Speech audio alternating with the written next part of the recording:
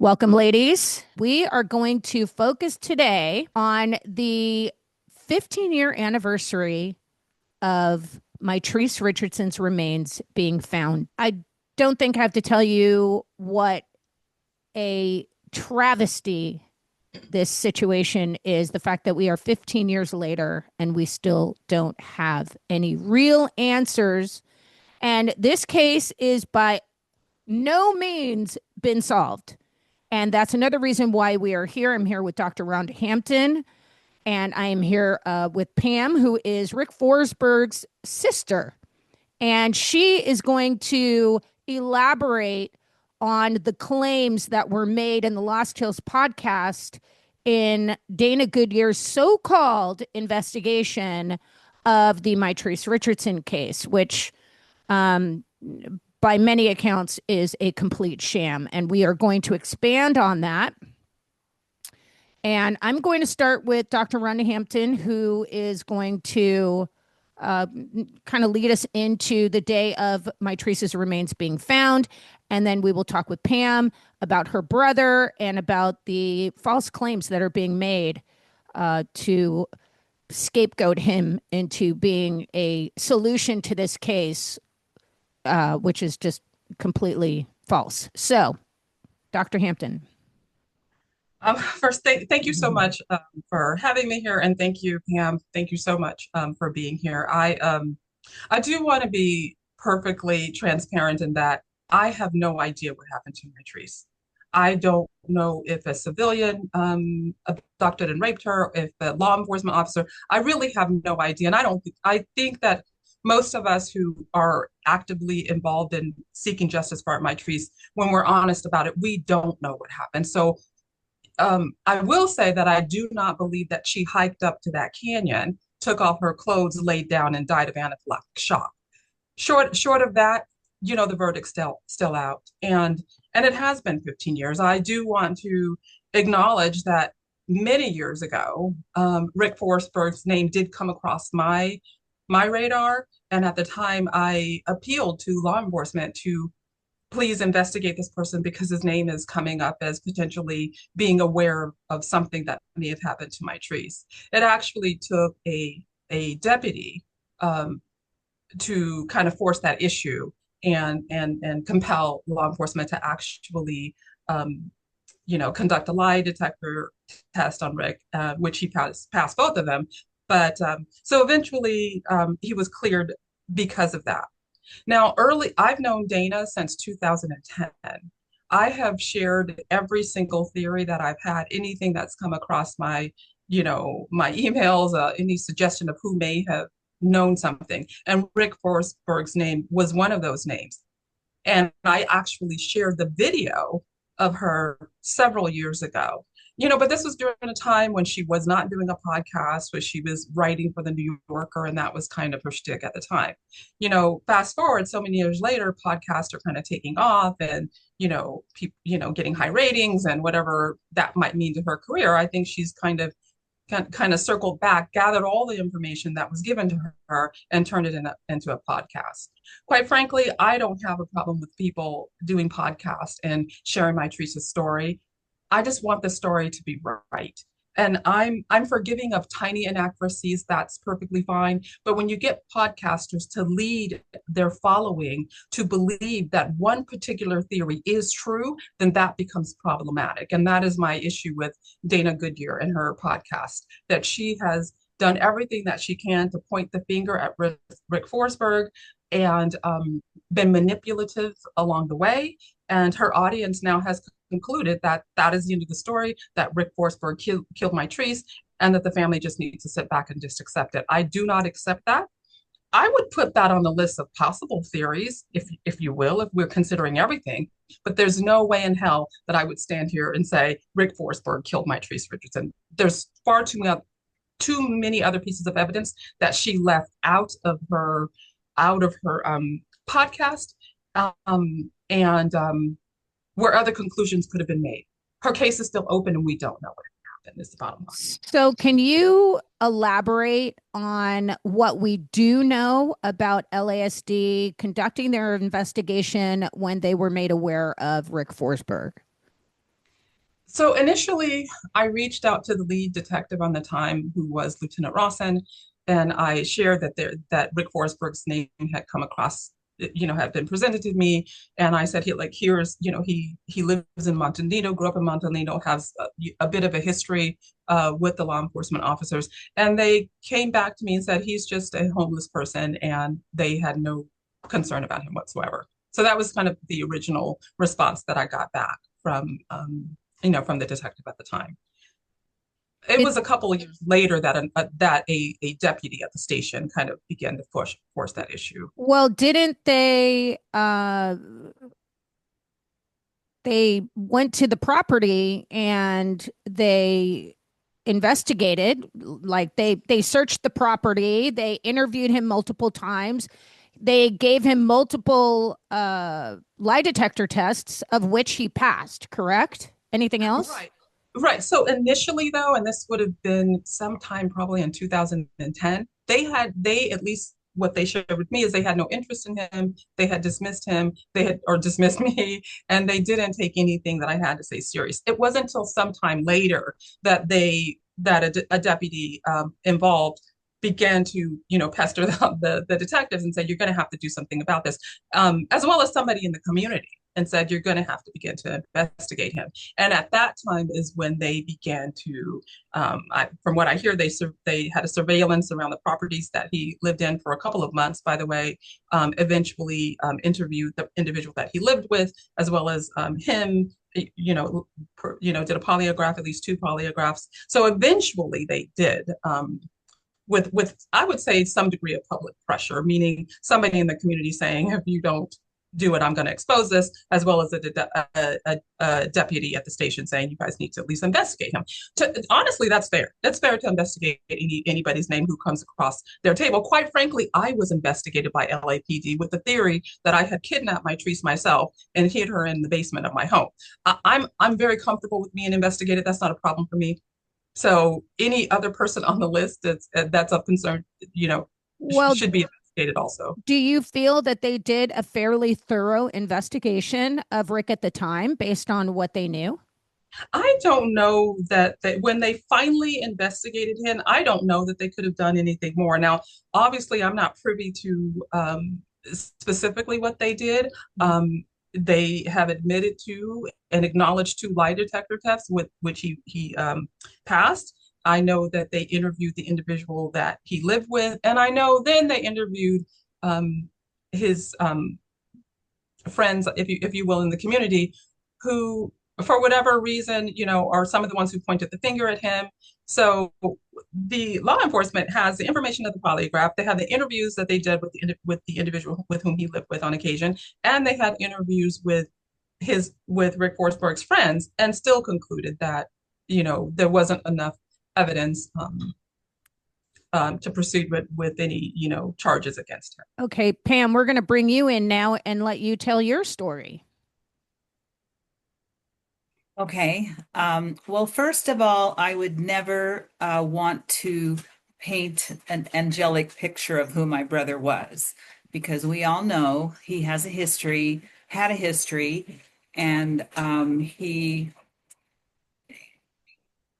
with drugs, with alcohol, with women, and so on and so forth. And I really didn't know a whole lot about the Mitrice Richardson case because I was living in the Eastern Sierras, have for decades, and I didn't really know much about it. I got a phone call in June of 2023 from Dana, and she proceeded to tell me about everything that was happening about my brother, and that he was going to be investigated. And she really wanted to dive deep into what I thought, my family, the people in Montanito. And I told her, no, I'm not going to expose anything about, especially about my family, to you. And at some point in the conversation, she did say, well, I have a video of your brother being interviewed. And I said, well, you can send me the link to the video. I'll be happy to watch it. And I will be able to tell you after I watch the video and see my brother's reactions, his body language, whether I believe he's guilty or not. So she said, okay. So she sent me the video. I watched it and I responded back to her and I said, he's telling the truth. He is not guilty. Like I said, he wasn't an angel, but I do not believe that he was ever capable of murder. Never. So from that point on, she wanted to set up some interviews with me and record them. And I said no. And so it kind of faded away and ended. And then a year later, which was last June 2024, she called me again and she said, I'm just bracing you and letting you know it's going to come out. And and I hadn't talked to her in a year and I'm thinking, okay. And I did, speak with my sister about this, who would never, ever be interviewed or talk to anybody. She will not. And, she didn't, she just didn't want to be involved in it whatsoever. And so I didn't really have a lot of people to talk to about this, but she said, just brace yourself because my podcast is coming out July 1st, and you can listen to it if you want to prepay. You can listen to the whole thing, which I did. I binged. And are you kidding me? She wanted you to pay for it? That's insane. That's insane. To watch every podcast, I had to prepay, and that was how okay. much was it? So I'm did just curious. So I did need to know. Like You guys maybe contributed to $8, this mess? How much? $10, Okay. $8 or $10. She nothing, made 20 bucks off of this, off of YouTube. Okay, got it. Okay. And so I did, and I binged and I listened to it. And I have to tell you that I went into somewhat of shock, emotional shock over listening to what she had to say about my brother. And so ever since then, anyway, going back, once I watched it, and I wouldn't answer any more of her questions, I wouldn't go and be recorded with her. That's the last I really have heard from her. And but I do follow Dr. Hampton on Instagram and we had a conversation a year ago. Yes, we And did. it's taken me until now to want to step forward and talk about it because there's nobody out there really representing Mitrice or my brother. Yeah. Nobody. And You're looking at it right here. I think I am. I realize that. So in going over the podcasts and reading what I've read and then going listening to the most recent podcast, which was the update about her and the detective, which led us to nowhere. There was no conclusion after that podcast other than, okay, we're left in the dark now. What's going to happen? I have so many questions, and there's just so many things that are not answered in her 10 podcasts. Of course it isn't. It's for entertainment purposes only. You can It is tell. absolutely. You can tell it, all of them, all of the podcasts. As a matter of fact, there's one podcast right before this with the family. I don't remember the family's name, but they called me in an absolute fury over the way she spun that story. And essentially it traumatized them, just like you were traumatized. Okay. So, now we're at the 15th anniversary of Mitrice's remains being found, and we've got no answers, regardless of her $10 membership podcast. We've got no answers, and that's why we're here right now, because we're going to get answers. And we are launching a new podcast called Lost Hills Confidential, and that's going to cover 5 cases, 4 of which are in Malibu Canyon. And Mitrice, Elaine Park, Matthew Weaver, Malibu Creek State Park shootings, because I do believe that the wrong person is behind bars. And it's, again, this railroading, this failure to investigate, malfeasance, you name it. That's what's going on at that station, at the Lost Hill station. I will say that over and over again. There are plenty of, great cops, but there are some deep, dirty ones in that station specifically because they are way out rural. They can get away with a lot. And when you're talking about these dark canyon areas, well, that just makes it even worse. So, Dr. Hampton, do you want to add about Dana's recent shenanigans and the Detective Sean McCarthy and the underwear and whatever else. I mean, I think too, like with Pam, I don't know if you were aware of the updated podcast. I certainly was not aware of that. I just stumbled upon it. So when I stumbled upon that podcast, I was absolutely shocked in many regards. One of which that there was an update, and not that I should have been alerted about it, but I think at the very least the family should have been alerted that she had collected these items and that there was going to be a follow up with a cold case investigator. So in any case, I stumbled upon this video, absolutely shocked. Had no I know who Sean McCarthy is because I know that he's a pretty high profile and prestigious cold case investigator for Los Angeles County. So I was very shocked that he had invited Dana into the room and talked to her, allowing an audio, knowing that she did a podcast, and in addition to that, collected items, all while professing that he was not the cold case investigator on the team, number one, and number two, that people in the department were angry with him for even agreeing to meet with her.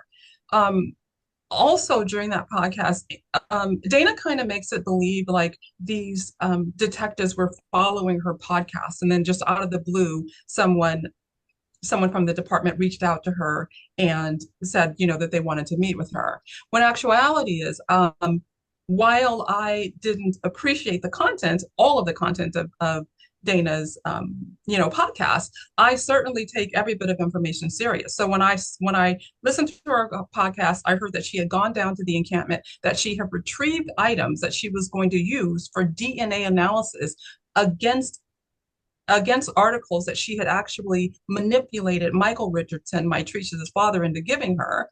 That she was going to use that as a DNA comparison. I became very concerned.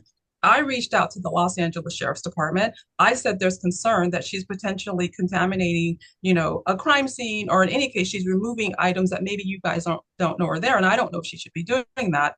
I encouraged them that they needed to reach out to her to do something about this. They said that they would. I contacted Dana and said, Dana, they're going to be contacting you. So the fact that, the detectives contacted her was no surprise to her, even though in her podcast, you would think that they were truly just following her podcast and waiting with bated breath to speak with her about Please, that is the most ridiculous thing on the planet. There's no way anybody at LASD is going to put their neck on the line to go jump on a podcast because they're fanboys or fangirls of Dana Goodyear. That is the most absurd thing I've ever heard. And anybody who is worth their weight in salt that has sources within the department will tell you the same. Like, that is just not possible. So, anyway, okay. And I did personally reach out to Sean McCarthy multiple times, just recently, invited him to come on and talk with us. Did not get a return email. Did not get on any of my emails. I didn't get a return email. And I asked some pretty pointed, I should say, questions about Mitrice's case, how we handled it on that show, etc. And I got crickets. So I don't know what to say about where this case is going because it really hasn't gone anywhere. We're still at the same place we were 15 years ago. And Pam, do you have any more that you want to say about your brother? I'd like to say that her description of his so-called encampment is completely wrong. I've been there. I know what it looks like.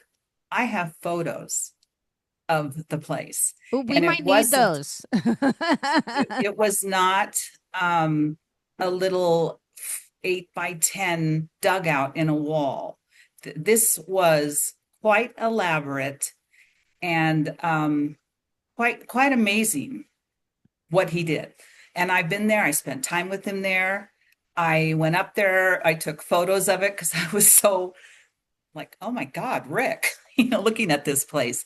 But I would like to say that after all the years he's been deceased and all the years that he has no longer lived there, for her and her assistant, and they took Rick's friend up there and they found the suitcase that Rick's friend says in the podcast, that's definitely Rick's. He used to carry it. However, Was there anything that identified that suitcase to my brother? The one full of underwear? No. I mean, it was just up there. It was buried. There was no proof that it belonged to him. And I also have questions about the other suspect who is a was a park ranger and threatened the person that he held hostage. Well, you're lucky you didn't end up like Mitrice. Where is that evidence in this? Who is that person? And that, I believe we need to investigate who that person is. But going back to, magically finding a suitcase that they dug up, and they just make this seem so amazingly excitable, and call that out to it being my brother, and then the person that was with my brother's friend that was with them said, oh yeah, that's his. I think that's insane. Well, I mean, it's obvious based on every single podcast that Dana Goodyear has done. She manufactures these amazing finds and these, this evidence that pops up. And oh my God, this directly points to this person. I mean, it is so planned out. Yet here we are. We've been investigating for, 15 years, myself, 8 years. It's like, are you kidding me? Like, we still don't have those answers. And if we don't have them, you're not going to magically find them on your own just because you have a podcast that is scheduled to come out at this time, right? So, it's the same thing with her having Sergeant Tui Wright as an expert on her program. This man has been implicated in the Malibu Creek State Park shootings. He was transferred and under internal affairs investigation for interfering in that case. And he was forced to resign under scrutiny because of that case. You're going to bring him on as an expert saying that Anthony Rauda for sure did it? Oh, please stop. As a matter of fact, in multiple articles, I put out that he was always found after the fact going to these sites where Anthony Rauda supposedly was and finding evidence. So it's like, come on, give me a break. And she's just following suit. She's actually picking up his behavior, which is pretty bad, and just using it to her advantage to sell podcasts. So and I'd like to say this about Dana too, is that she's good at what she does. She has this natural ability to kind of capture you and lure you in. And she's just one of those kind of people that can potentially make you want to talk. And that is what she did with every single person that she interviewed that had something negative or crazy to say about my brother. And by the way, none of those people are credible. They're all, maybe I shouldn't say this and you can cut it out, but no, go ahead. All ex-heroin addicts. They're all just, like people that can't function in society anymore.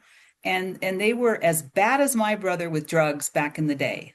None of them are innocent. They're not credible, basically. They're not credible people. Right. There wasn't one credible person she interviewed. She had to dig deep to find these people that wanted to talk about him, and none of them were credible. I actually laughed at her when she told me who the cast was.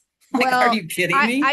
I have to say the same thing. Look, I fell for her shit back, in 2018 because I was new to the game and I was a baby thrown in the bathwater and I had to learn how to swim. I fell for her shit. You know what? She turned that around and tried to make me look really bad on the Malibu Creek State Park shootings podcast. And I'm the one who broke that story. And I'm the one who's been investigating and continue to investigate because I believe there is still a shooter out there running free and they will show their face soon enough. And she tried to make me look like an idiot, a bubblehead blonde, and, being inappropriate with the sheriff. And she really just does not care who she takes down in her podcasts. And that is not a true investigative journalist who cares about justice. I do want to say it's inconsequential to me what Dana Goodyear, how she might present me or what she thinks about me. I really don't care. And that Right. not only includes Dana Goodyear, also Catherine Townsend, who did another podcast where she had an entirely different theory about Mitrice's death, which one in which entails Mitrice um, basically walking up there and just dying on her own accord. But what I do want to say is what these podcasts have the opportunity to do is to present to the public information that might cause someone to trigger a memory, might cause them to speak up with information that they really have. I do. Rick Forsberg became important to me when I saw that video for a couple of reasons. One of which, when Mitrice first went missing in 2009, I got several phone calls and emails from individuals who said Mitrice was at that Bill Smith home closer to 4:30 in the morning. And after some time, that 4:30 in the morning changed to more like 6:30. And everybody kind of forgot that originally we were told that it was 4:30 in the morning. Um, so when I saw Rick Forsberg being interviewed, by the way, the person who interviewed him was not a reporter. It was just a person who was interested in Mitrice's case and was very concerned. That's all she was doing. But when she interviewed him, and he said something along the lines that Mitrice was at that front porch closer to the 4:30 in the morning, that resonated with me. And that is one of the reasons why I definitely reached out to the law enforcement again, because the community had said, many members from the community had said 4:30 in the morning, and they also said at the front door Yes. of Bill Smith's house. And they also said that she was making comments that the house belonged to her and she was trying to get into that house. And so that when he says that when he come down from his encampment and heard this scuffle at the front door, that made sense to me. That was consistent. I shared that with Dana. That time frame difference between 4:30 and 6:30 may not make a difference to her, but it should make the difference to somebody who's investigating that case. Because now Rick Forsberg has eyes, at least reportedly has eyes on Mitrice at 4:30 in the morning. At the same time, other people in the community are saying that they heard her voice at the front porch. Additionally, Bill Smith, whose wife has went on Dana's podcast and say that her husband lied, which should also be investigated and explored about why her husband would lie, and Dana knows it. He claims that he saw Mitrice closer to 6 o'clock in the morning. And now I hear that the wife is kind of saying it was 6 o'clock in the morning. No way. Unless she doesn't know that Mitrice was at that porch at 4:30 in the morning, which other members in the community have alerted me to, and to which Rick Forsberg supports. So that's another reason why Rick Forsberg became really important. And I asked Dana, like, how do you make sense of this? Basically, her stance is that if you're a family member or someone who's very closely involved, that you will chase any theory that you can, even if it doesn't make sense. I think good investigators should chase any theory, even if it doesn't make sense. But that's what, so she kind of pushed away the fact that Rick Forsberg confirms that 4:30 time. She dismisses the fact that Karen Smith says that her husband lied, but she really spends a lot of energy talking about how Rick Forsberg could have passed 2 lie detector tests. This is the problem with podcasts like hers. Yes, Right. I could not agree more. Not only did he pass the lie detector tests, but he passed them so far beyond the minimum amount that they accept as truth that even is it McCarthy? Yes, McCarthy. He was blown away. He said that's rare. Nobody gets a +10 when you're, I didn't even know that. Yeah, when you're being when you have a lie detector test, it's a slide scale, Yeah. and 10 is like absolute truth. And so that's why I say, when I see my brother on that interview and I know him, that he wasn't lying. I believe that his story is true. Also, it's very curious to me. For years, I'll just say myself, I have pointed the finger at law enforcement, even if it's just the mere fact that they're not investigating her case. You would think that they really, really, really would have wanted to pin this on your brother, because then they had the "I told you so" moment, that it wasn't one of our own. And here's the proof that this guy did it. And they didn't. So what would be the motivation for them to let this guy who they don't have a good history with, who himself has a pretty nasty record, what would be their motivation to letting that go? And more importantly, why would Tui Wright, the head of the Malibu search and rescue team, really want to steer Dana Goodyear in that direction that it was him? That becomes very curious to me. Nothing he does is curious to me. I've had a bullseye on that man for years. So, and rightfully so. I got plenty to back it up. I do want to remind everybody that this continues to be an open death investigation. We do not know what happened to Mitrice. And that includes Dana's conclusion that it was Rick Forsberg that did it. I want that to, I want it to go away, but I really want that to come off the table as the definitive reason for her death. But I want to remind everybody that there is rewards out there for information regarding Mitrice's case. So the Los Angeles County Board of Supervisors is offering $25,000, and there's an additional $25,000 combined from Malibu, Agora Hills, and Calabasas, regarding to information leading to the death and disappearance of Mitrice Richardson. I believe that somebody knows what happened to Mitrice Richardson. I believe that Rick Forsberg should not be the definitive person, where people can walk away and say that this guy did it. I think her case is still open, and we need to find out what happened to her. Agree. What about you, Pam? I absolutely agree. And I think that we're just barely, scratching the tip of the iceberg here. And there's just so many questions and so many things that I can continue to say about Dark Canyon and access to it. But well, we'll explore that in another time to do that. Yeah, we're going to explore a lot of this, and you know what? Hopefully, if you're open to it, maybe we can get you on the extended version of the podcast that we're going to be doing. So we'll be in touch with about that as well, because that's going to be a full investigation, and I think you can see where we're headed with this, where we want the truth. We don't want anything manufactured. We just want justice, period. And that's that. Right? Okay, ladies, thank you so much for joining me.